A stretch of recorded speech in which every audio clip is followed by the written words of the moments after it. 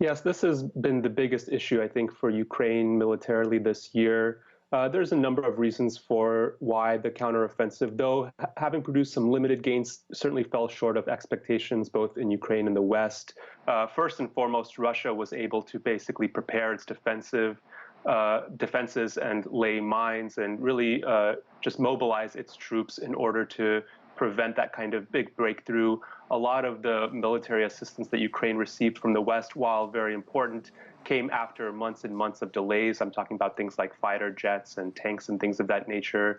And then, of course, as the winter got into effect, that makes it very difficult for Ukrainian troops to make major gains. So overall, it didn't lead to the kind of advances that Ukraine and the West were hoping for. And Vladimir Putin says his objectives haven't really changed. Eugene, what is his goal for 2024? Well, officially, the objectives that Putin referenced are the demilitarization and the, quote, denazification of Ukraine. So that is essentially making sure that Ukraine no longer poses a threat, at least as perceived by Russia and its leadership, and that it drops its Western ambitions. I do think that those remain the goal for Russia in 2024. Although I think it's unlikely, especially with Ukraine getting the green lit for EU membership talks with both the US and NATO partners, while not providing all of the support that Ukraine was looking for, still being primarily backers of Ukraine and its efforts. So I think that essentially Putin's goals for 2024 are to make sure that the counteroffensive and then the military efforts by Ukraine and the West do not make progress, and really to wait out the West in terms of its support in order to make sure that Ukraine is neutralized, whether that's voluntarily or through force. And some good and bad news for Zelensky. You, of course, mentioned EU approving, opening up negotiations for EU membership, Ukraine getting the green light, but did not get the financial backing it wanted. And Eugene, what's going to happen if there's this fatigue with the war?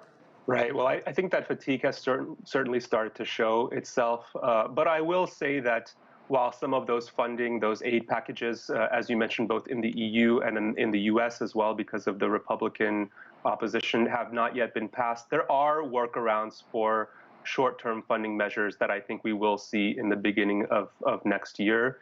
In both the U.S. and the EU, but this does show the broader challenge that Ukraine faces. The war has been going on for almost 2 years now, while making some limited gains, certainly not the kind of gains that Ukraine was hoping for in terms of the counteroffensive. And quite frankly, the U.S. and EU have other issues that they're very concerned about. Obviously, the war in Gaza and broader competition with great powers like Russia and also China.